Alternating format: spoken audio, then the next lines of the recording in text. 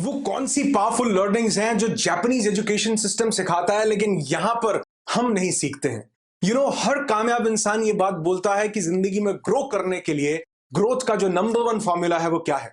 वो है कि जहां से जो अच्छा सीखने को मिले उसे पूरी तरह से सीख लेना चाहिए, तभी इंसान जिंदगी में ग्रो करता है। और आज हम जापान से ये कुछ लर्निंग्स लेंगे और अगर हमने उन्हें इंप्लीमेंट किया, हेलो, अगर इंप्लीमेंट किया तो न सिर्फ हम बल्कि हमारी जनरेशंस तब्दील हो सकती हैं। मेरा नाम अनुराग ऋषि है। I am a transformational speaker and a human potential trainer, and I'm not here to motivate you, but I want you to realize your true potential, which is beyond your wildest imagination. और अगर आपके अंदर सीखने की इतनी सी भी चाह है तो इस वीडियो को एंड तक जरूर देखना। इसमें आपको बहुत कुछ अपनी जिंदगी में इंप्लीमेंट करने के लिए मिलेगा। तो सबसे पहली चीज जो जापानीज एजुकेशन सिस्टम से हम सीखते हैं वो है a spirit of auto renewal. Auto renewal क्या है?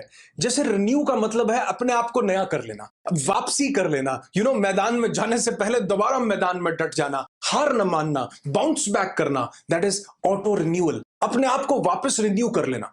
ये एजुकेशन सिस्टम सिखाता है जापान का कि आप दोबारा से वापसी कर लें और आप देखोगे कि हिरोशिमा नागासाकी, आप देखोगे कितने वोल्केनिक इरप्शंस होते हैं वहां पर, आप देखोगे कितने अर्थक्वेक्स होते हैं, फायर्स होती हैं, कितनी वॉर्स का सामना किया जापान ने, लेकिन फिर जापान वापसी कर लेता है, बाउंस बैक कर लेता है। जापान फिर से डटकर खड़ा हो जाता है। क्यों? उसका रीजन क्या है? क्योंकि उनको बचपन से सिखाया जाता है ऑटो रिन्यूअल। अपने आप को रिन्यू कर लो। कोई भी चीज, कोई भी घटना, कोई भी बैड सिचुएशन आपकी लाइफ में आती है तो बैठकर रोने की बजाय उस पर चर्चाएं करने की बजाय कि क्या हुआ, वापसी करो। अपनी जिंदगी में दोबारा से काम में जुट जाओ, क्योंकि जो चला गया वो दोबारा हाथ में नहीं आने वाला, लेकिन सारी जिंदगी, सारा फ्यूचर आपके सामने पड़ा है। दुनिया का पहला ऐसा देश जिसमें 2 न्यूक्लियर अटैक्स किए गए, पहला ऐसा देश, और 10 साल के अंदर वो जहां पर पहले थे उससे ज्यादा बेहतर स्थिति में आकर के खड़े हो जाते हैं। वहां पर बहुत वॉर्स ऐसी हुई कि बहुत पुराने पुराने मंदिरों को तोड़ दिया गया, जिनको बनने में कितने 10-20 साल लगेंगे। 2 साल के अंदर उन्होंने वापस उन चीजों को दोबारा से रिन्यू कर लिया, क्योंकि उनके अंदर एक स्पिरिट है ऑटो रिन्यूअल की। कोई भी हादसा होता है, कोई भी बैड सिचुएशन आती है, कोई भी फेलियर आता है, वो उसको बैठ करके रोते नहीं है, वो ऑटो रिन्यूअल कर लेते हैं, आगे देखते हैं और अपनी जिंदगी को एक नई दिशा, एक नया मोड़ देने के लिए जुट जाते हैं। नेक्स्ट लर्निंग जो हमने लेनी है वो है मिनिमलिज्म। अगर आप मुझसे पूछो कि सर आपका फेवरेट कॉन्सेप्ट क्या है, तो मैं आपको कहूंगा कि मेरा फेवरेट कॉन्सेप्ट है मिनिमलिज्म। What is minimalism? कि कम से कम चीजों में ज्यादा से ज्यादा मैक्सिमम आउटपुट निकाल करके लेकर आना। आप देखोगे हमारे घर, आप देखो तो यहां पर बहुत सुंदर सुंदर बढ़िया बढ़िया फर्नीचर्स होंगे, एक से एक बेड होगा, एक से एक सोफा सेट लेकर आएंगे मेहमानों को बिठाने के लिए। और जब भी बाजार जाते हैं कोई अच्छा शो पीस दिखता है, शो पीस खरीद लाते हैं। दीवारें सीनरीज से भरी पड़ी हैं, फोटोग्राफ से भरी पड़ी हैं।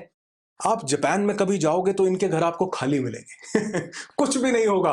और 90% घर ऐसे हैं जहां पर बैठने के लिए चेयर्स भी नहीं है। वहां पर नीचे कारपेट्स लगे होते हैं और कुशन रखे होते हैं कि आप नीचे आराम से बैठे। मैंने कश्मीर में भी ऐसा देखा है कि बहुत सुंदर सुंदर कारपेट्स लगे होते हैं और कुशन्स रखे होते हैं कि आप यहां पर आराम से बैठ सकते हैं। जापानीज लोग मिनिमलिज्म के कॉन्सेप्ट को फॉलो करते हैं। बहुत कम से कम रिसोर्सेज में मैक्सिमम यूटिलाइजेशन वो लेते हैं, क्योंकि आप देखो वहां पर नेचुरल डिजास्टर्स कितने आते रहे, कभी बाढ़ आ रही है, कभी सुनामीज आ रही है, कभी अर्थक्वेक्स आ रहे हैं। वो लोग कम से कम चीजों का इस्तेमाल करते हैं। और ये जब नेचुरल डिजास्टर्स आई तो उन्होंने ये मिनिमलिज्म का कॉन्सेप्ट अपनाया, लेकिन इसका आज लेना देना नेचुरल डिजास्टर से नहीं है। आज वो अपनी दुनिया, आज वो बहुत खुशनुमा जिंदगी जीते हैं, बहुत हैप्पी लाइफ है, क्योंकि आसपास क्लटर यानी कचरा ज्यादा नहीं है। और इसको हम भी कैसे रिमूव कर सकते हैं? अपने आसपास के कचरे को हटा करके। हमारे घरों में जितने रूम्स हैं उतने टेलीविजन होते हैं, उतने ज्यादा गैजेट्स होते हैं। जापान में पूरे घर में एक ही टेलीविजन आपको मिलेगा। वहां पर आपको कम से कम, इवन आप यकीन नहीं मानोगे, उन लोगों के पास बेड तक नहीं होते। फोल्डेबल मैट्रेस होते हैं जो दिन में फोल्ड करके वो साइड लगा देते हैं और रात को उनको बिछा करके उनके पास सो जाते हैं। बिल्कुल खाली घर, बिल्कुल मिनिमम कॉन्सेप्ट। और एक और कॉन्सेप्ट आपको बताता हूं कि इससे क्या बेनिफिट होता है। जैसे आपने देखा होगा कि पानी का ग्लास अगर आधा भरा हो तो एक नेगेटिव इंसान उसे बोलता है कि यह आधा खाली है, एक पॉजिटिव इंसान बोलता है कि यह आधा भरा हुआ है, और एक रियलिस्टिक इंसान बोलता है कि ये पूरा भरा है, आधा पानी से और आधा हवा से।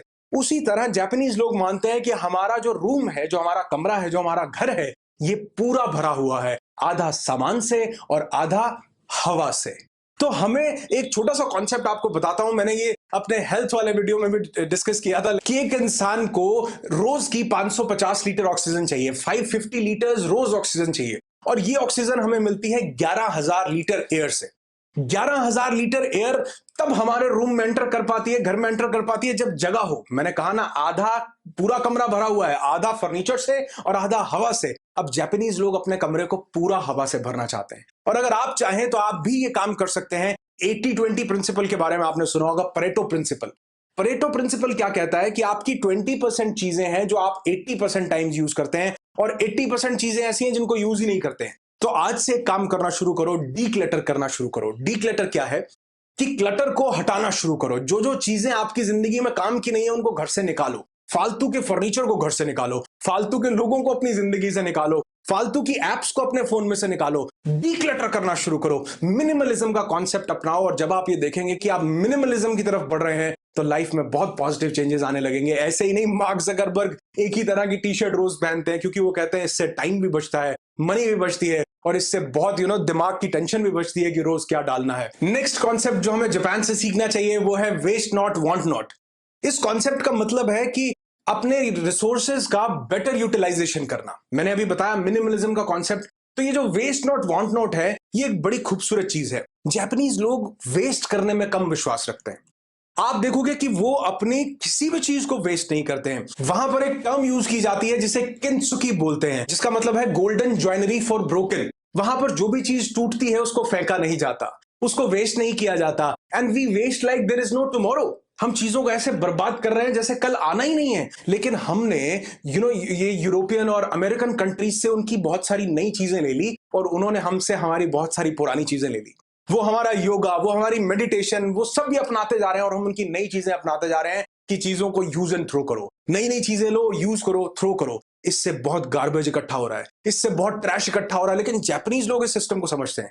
उनके घर में कुछ टूट जाता है तो वो गोल्डन ज्वेलरी से उसे जोड़ करके घर में रखते हैं, और इसमें शर्म महसूस नहीं करते, इसमें प्राउड फील करते हैं कि हमने अपने कंट्री को कुछ कचरा कम दिया है।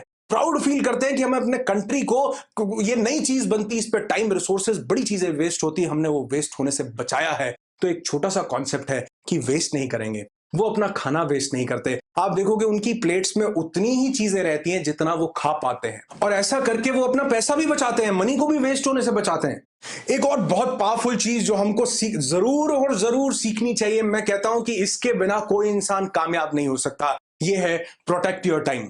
वो अपने बच्चों को, जो जापान के स्कूल हैं, वो अपने बच्चों को एक एक सेकंड की वैल्यू नहीं सिखाते, वो एक एक नैनो सेकंड की वैल्यू सिखाते हैं। वो बताते हैं कि आपकी जिंदगी में पैसे चले जाएं, जाने दो, लेकिन समय को व्यर्थ मत गवाओ।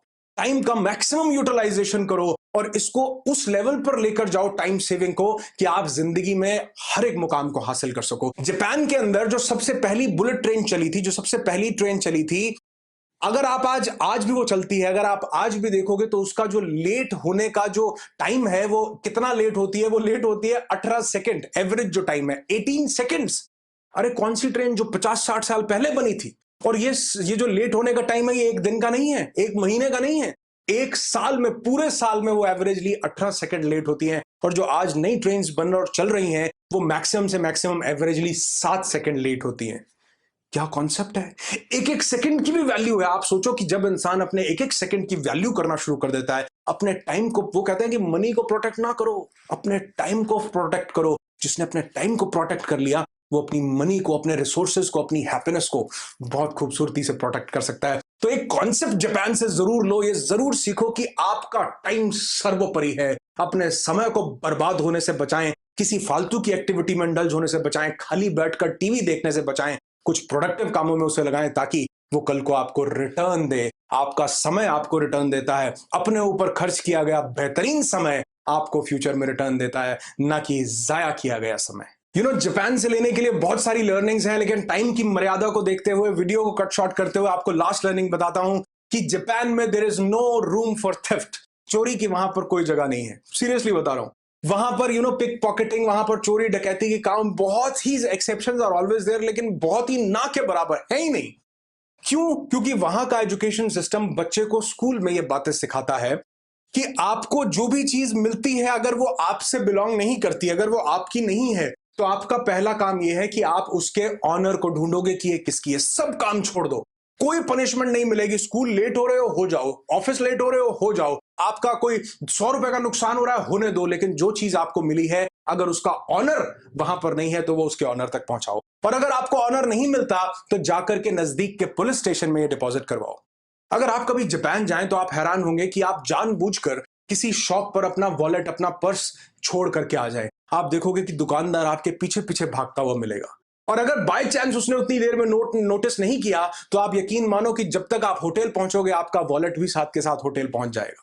वो लोग जो चीज उनकी नहीं है वो उस पर नजर नहीं डालते, वो उसको वापस करने में यकीन रखते हैं, क्योंकि ये उनको स्कूल में सिखाया जाता है, क्योंकि ये उनके एजुकेशन सिस्टम में ग्रास रूटेडली, डीप रूटेडली उनके माइंड में, उनकी जड़ों में उतार दिया जाता है। हमारी पूरी बॉडी डेवलप होने में कई साल लग जाते हैं, लेकिन क्या आप जानते हैं 8-10 साल की उम्र में हमारा मैक्सिमम ब्रेन डेवलप हो जाता है। जो चीजें सीख ली जाती हैं, इसीलिए उनके एजुकेशन सिस्टम में ये सब कुछ पहले से सिखाया जाता है। आप जानते नहीं है शायद, Japan is the only country जिसका लिटरेसी रेट ओवर 99% है। 99% से ज्यादा लिटरेसी रेट है फ्रॉम मेनी इयर्स। सो इसके बिहाफ पे हम कह सकते हैं कि Japan is one of the most educated countries in the world. पूरी दुनिया में सबसे एजुकेटेड अगर कोई है, जापान। क्यों? क्योंकि वहां पर बच्चे स्कूल जाना पसंद करते हैं। वहां पर ये सब काम, ये ऑटो रिन्यूअल वो क्यों कर पा रहे हैं? क्योंकि उनको टीम में काम करना आता है। स्कूल में उनकी टीम्स बना दी जाती हैं, उनसे बाथरूम साफ करवाया जाता है, उनसे उनके क्लासरूम साफ करवाए जाते हैं, सब्जियां उनसे उगवाई जाती हैं, वही कटवा के उनसे बनवाई जाती हैं और वही उन्हें खिलाई जाती हैं। और टीचर और स्टूडेंट्स मोस्टली ऐसा होता है कि लंच टाइम में इकट्ठे बैठ करके खाना खाते हैं। उनकी टीचर्स के साथ एक बॉन्डिंग क्रिएट होती है। जब भी बच्चा कोई गलती करता है तो बच्चे को थप्पड़ नहीं पड़ता, बच्चे को पनिश नहीं किया जाता, बच्चे की गलती को पनिश किया जाता है। वहां पर इतना खूबसूरत माहौल, इतना अच्छा सिस्टम बनाया जाता है कि बच्चे स्कूल जाना पसंद करते हैं। एक भी बच्चा स्कूल बंक नहीं करता, क्लास को मिस नहीं करता। और वहां पर बहुत सारी ऐसी क्लासेस हैं जहां तक एग्जाम ही नहीं होता, क्योंकि वहां पर ग्रेड्स की वैल्यू नहीं है। वहां पर बच्चे के मॉरल कितना हमने डेवलपमेंट किया उसकी वैल्यू है, और बच्चे ने क्या सीखा, इंटेलिजेंस कितनी बड़ी है उसकी वैल्यू है। लेकिन हम यहां पर सिर्फ अपनी मेमोरी पर काम कर रहे हैं कि सीखो, रट्टा मारो, नंबर, जिसके नंबर ज्यादा उसकी वैल्यू ज्यादा। वहां पर ऐसा नहीं है, इसलिए वहां पर टीचर और स्टूडेंट का एक बॉन्ड है। और शायद यही कारण है कि जापान का जो अनएम्प्लॉयमेंट रेट है वो 4% से भी कम है। यानी 2.5-3% लोग ऐसे हैं जो वहां पर अनएम्प्लॉयड हैं। उसके भी कोई सेवरल रीजंस हैं, लेकिन वहां पर अनएम्प्लॉयमेंट रेट नहीं है। क्यों? क्योंकि वहां एजुकेशन सिस्टम इन सब चीजों को बच्चों तक बखूबी पहुंचाता है।